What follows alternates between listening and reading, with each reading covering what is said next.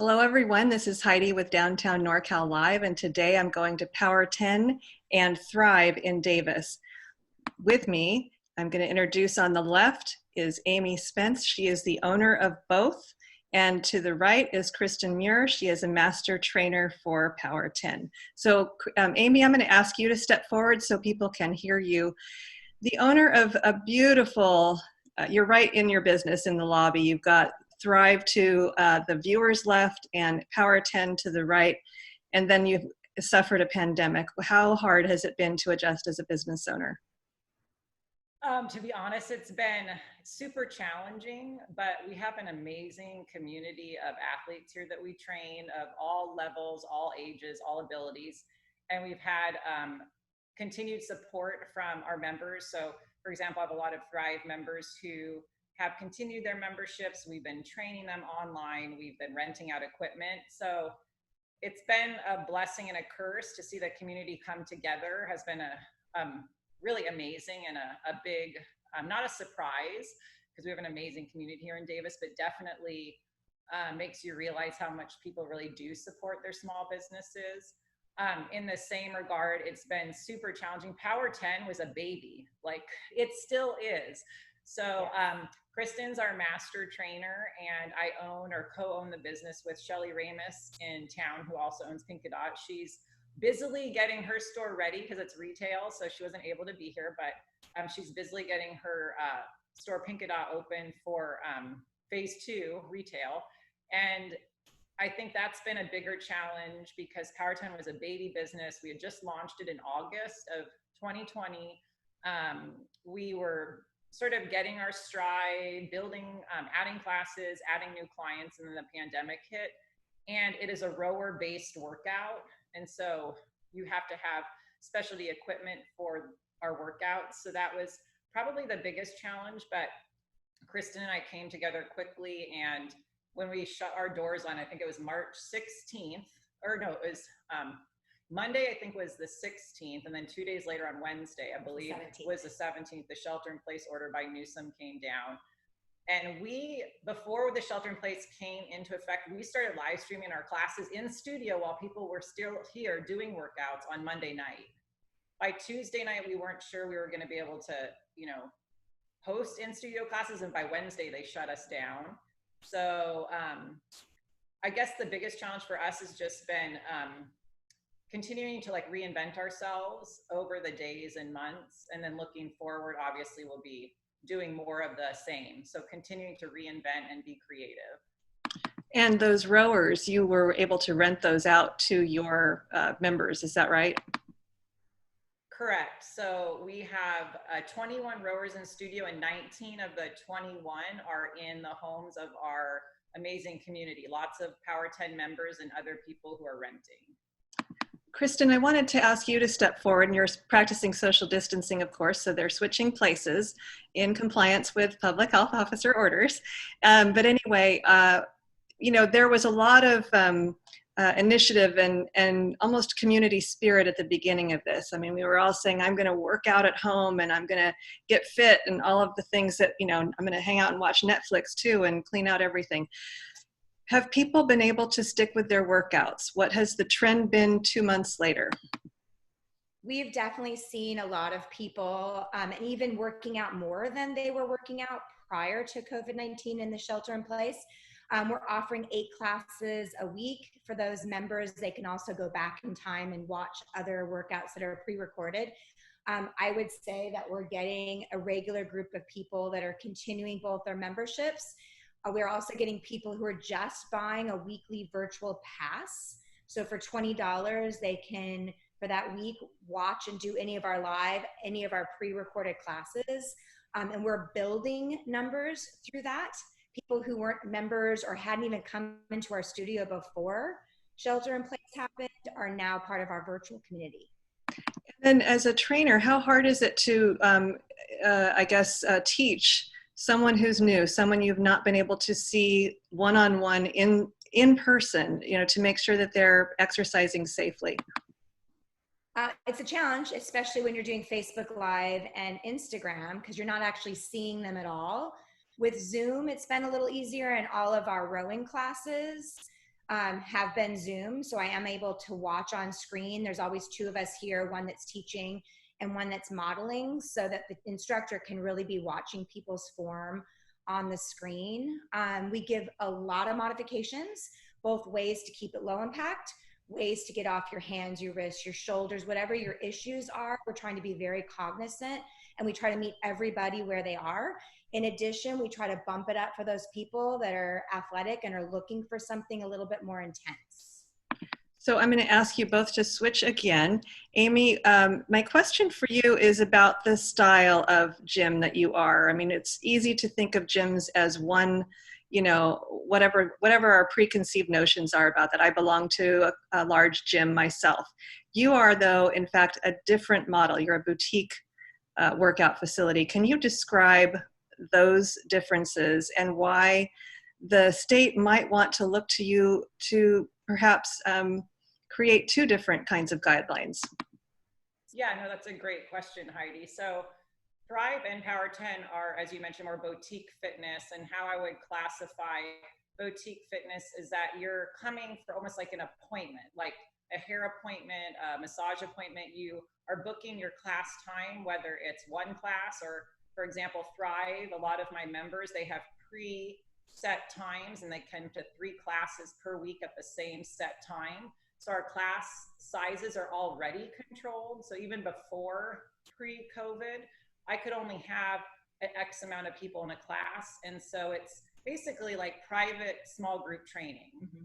So instead of personal training, it's semi-private training with a slightly larger number. So our class sizes on Thrive average. So Kristen's in our 5 a.m. class, and we usually have anywhere between 2 and 6 women show up at 5 a.m. It's personal training. It's basically personal training. Yes. It's super fun. It's very interactive. I'm not mic'd up. We're listening to music. We're working out together. We're laughing. I'm able to like go up to Kristen and be like, which I don't need to, but I could go up to Kristen if I needed to and say, hey, let's focus on your range of motion through your ankles. Maybe we could adjust something here to make your squat more efficient or effective. So in terms of the ordinances with keeping numbers, like let's say below 10 and under for social distancing gatherings, that would be super simple for us here because we already do that. And so I guess our business model is really just that. I guess in a nutshell, it's private small group training.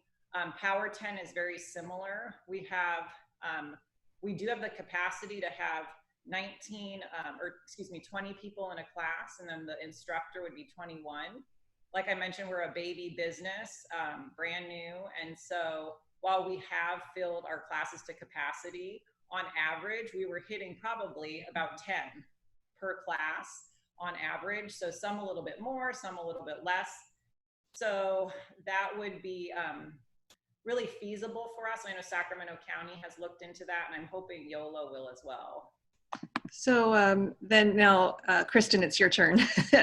On the sanitation of your equipment afterwards, I imagine it could be easier to manage than if you were, say, controlling the environment in a large gym. Am I? We actually have enough so that every person could have their own equipment, and for some of our pieces of equipment already have their own equipment. So everyone would have their own rower. Those rowers would be cleaned in between the different classes. And we would be able to keep spaces very clear, marked on the floor, so that we would keep at minimum a 6-foot difference between each person participating. Okay. And so, Amy, back to you. I wanted to ask you, what is one of the toughest things you're dealing with? I'm assuming people are really wanting to know what you know, but I mean, how much do you know right now about the future? I agree. I think the most challenging thing is not being able to answer when our clients ask, hey, when are we going to come back into the studio? We're supportive of the closure and wanting to make sure we slow the spread of COVID-19 and make sure everyone stays safe and healthy. So we're in support of that. And so at the same time, it's been challenging, the unknown. I think just unknowns in life are challenging, and we want to sort of, Kristen and we want to plan into the future to make sure we can build the most successful model, really almost like reinventing our business model yet again in phase 3. So we had one business model before closure. Now we're in our second formation of that business model. Now we're going into a third, but we can't fully visualize that third plan without further data and information. And so I guess it's just being patient, I have to just remind myself that patience is a virtue, and we'll get through it. But that I think is the biggest challenge, is unknowns. And for some of us, just the anxiety of like, we want to plan, we want to do its best, but we don't have the data or information to do so. You know, it's a small afterthought. I'm imagining, as a trainer, you are always encouraging people to adapt and to stay patient with themselves and to have a real athletic mind about competition with themselves. And so you're having to do that from a business sense right now, aren't you? Oh yeah, I had someone remind me the other day, like, well, isn't the name of your company Thrive? Like, you're doing exactly that. You're adapting, you're flexible, you're trying to be resilient and grow and thrive through this. And like, I think we all know, through challenges, we do grow, and we do see the bright side, but we're in the thick of it now. And so I think that light at the end of the tunnel, I want the light to show up sooner. But it is what it is. And we just have to be patient and wait for direction from the county. Yeah. So this is for either one of you. Do you feel like the pandemic is survivable for businesses like yours?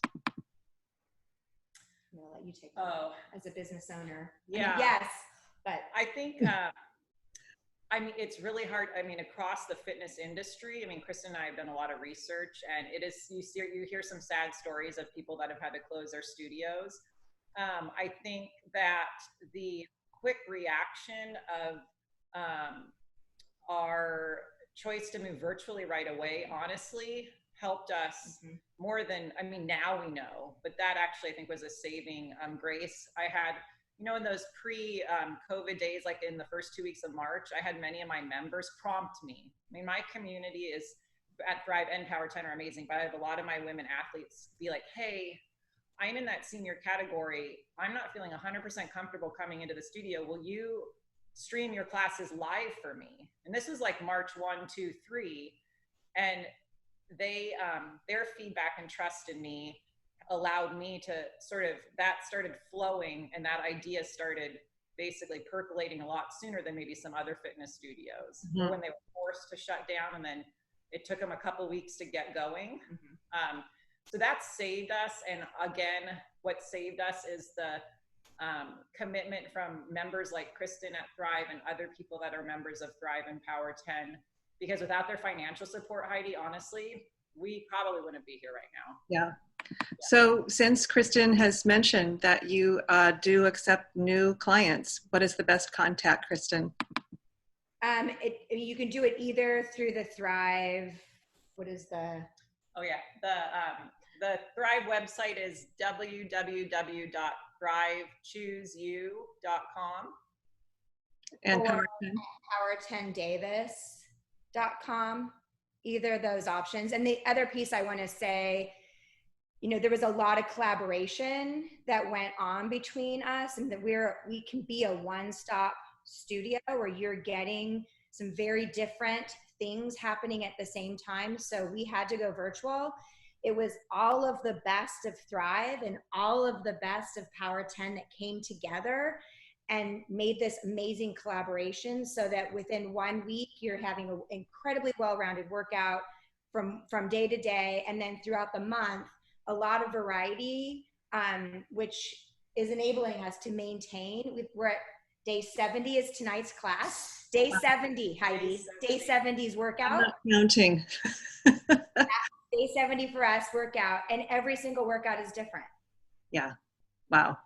Okay. I've been talking with Amy Spence. She's the owner of Thrive and Power 10 in Davis, and Kristen Muir, the master trainer at Power 10. Thank you both so much for joining me. Heidi.